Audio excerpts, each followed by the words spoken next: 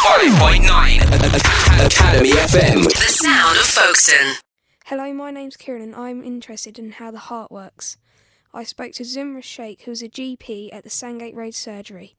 My first question was, do heart attacks happen to anyone, even if they're in good health? That's a really good question.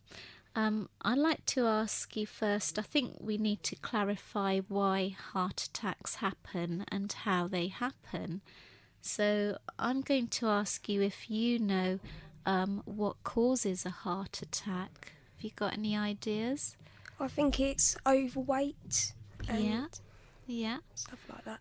Okay, and do you know why that will cause you to have a heart attack, particularly the process? Isn't it? It makes you have high blood pressure. That's right, yeah. They're all very important risk factors, and I think we've got to go a step back from that and understand why those factors contribute to having a heart attack and what actually happens when somebody has a heart attack. As we know, the heart is quite a big muscle that pumps blood around your body. And that muscle works partly by having its own little blood supply. And that blood supply is from little vessels along the surface of the heart. And the vessels can get blocked. And when the vessel gets blocked, the heart doesn't work well. And that's what happens when you have a heart attack.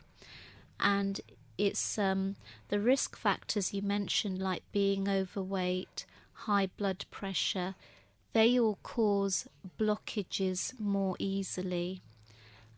Because when you're overweight, you've got more fat in your body, and the fat goes and blocks these tiny little vessels. Because they're small, they'll get blocked very easily. One other major risk, I think you mentioned being overweight and high blood pressure. Something else, major risk that a lot of people do these days. Smoke. Excellent, yeah. When you smoke, the actual bad toxins in the smoke cause blockages to happen more easily. And one other thing that we like to promote to do to keep yourself healthy so you don't get overweight and it helps to lower your blood pressure. Don't eat as much and exercise. Yeah, brilliant.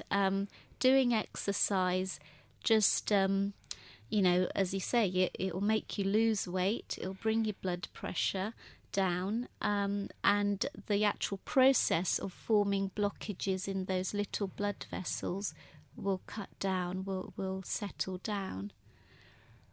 So that's how we know heart attacks occur. So yes, it's very interesting because sometimes, unfortunately, you see people that are young, fit, healthy, they don't smoke, and they've still had a heart attack.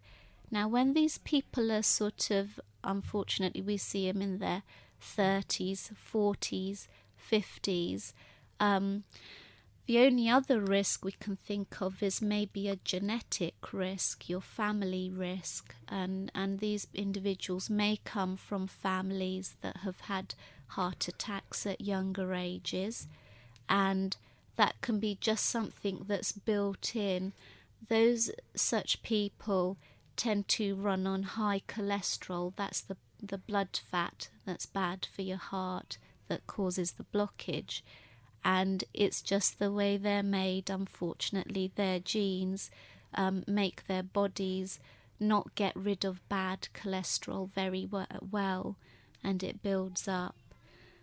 But I think we've got to just talk a little bit about other healthy people. I know in the news from time to time we hear that children will die because of what we call heart attacks, but that's a slightly different process.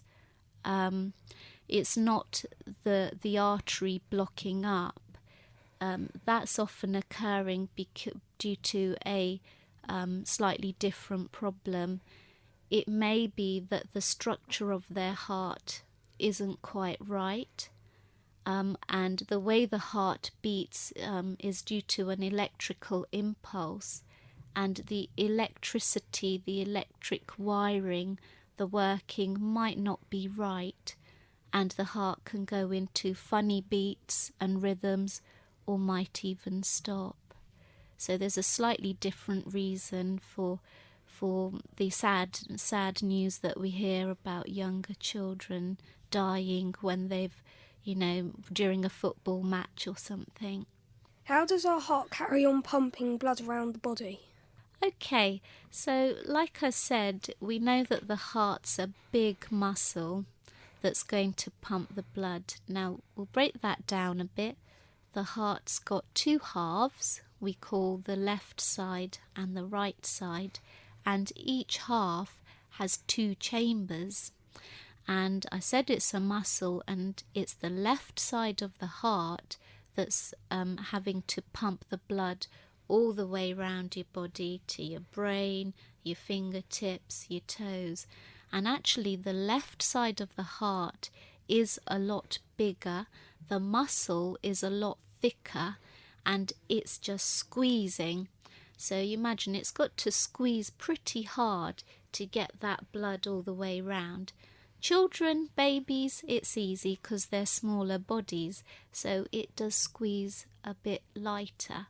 But adult hearts are squeezing, for big people, it's squeezing a lot harder. When it squeezes, it causes a pressure in that chamber, and that's enough pressure to get the blood going all the way around your body. Do you know what the right side of the heart does? Doesn't it get all the carbon dioxide out of the blood? It does, yeah. And do you know how it does that? No. Okay, so the right side of the heart is receiving the blood from the rest of the body. So the blood's gone around the body and delivered what you mentioned, getting rid of carbon dioxide. What's the blood delivering to the rest of your body? Oxygen. Oxygen, yeah. So it's come back, dumped its oxygen, comes back into the right side of the heart. The right side of the heart has to squeeze and push the blood where? To the left side. To the lungs, because that's where you're getting rid of your carbon dioxide and picking up your oxygen.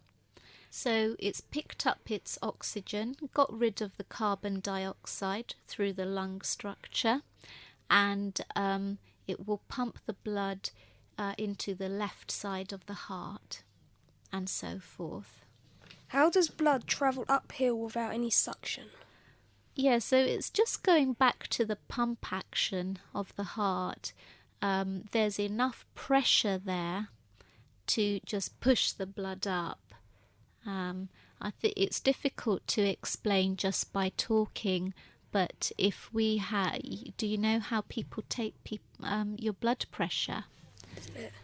Yeah, they put a cuff, a little piece of material, cuff, that can be pumped with air, and that sort of measures how much pressure you're pushing in. And when you actually feel that on your arm, you'll feel it's quite tight, and that gives us an idea actually how much pressure your heart is needing, and it's just the sheer amount of pressure that manages to push the blood up. There's no other real suction action. It's just enough pressure to push the blood around.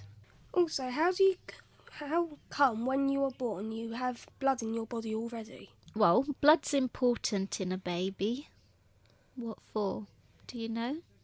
To keep it alive. Yes, yeah, that's right. The baby's got to grow, and it's receiving the nutrients it needs, all the nourishment, through the blood delivery system, like we're using our blood as a carrier for important things around our body. The babies having the same with its own blood system. And where's the blood coming from? Do you know? No. Well, the baby is the mechanics in the baby's body is making its own blood system. And like we have our lungs to get important gases, we need the gas exchange going on. The baby's having a mini exchange going on of good and bad things with the mother. And that's in the area of the placenta. And there's also exchange going through another part called the umbilical cord, and that's where mummy and baby's blood sits close to each other. So we've got a mini circulation going on there. And do you know where the umbilical cord attaches? Isn't it where your belly button? Yeah, that's right. So once you're born, you don't need that. The baby, it is quite amazing how the baby just learns once it's out of mummy's tummy, in fresh air, getting oxygen, stimulate, and the baby doesn't need that cord for the gases anymore. And that's when we cut the cord.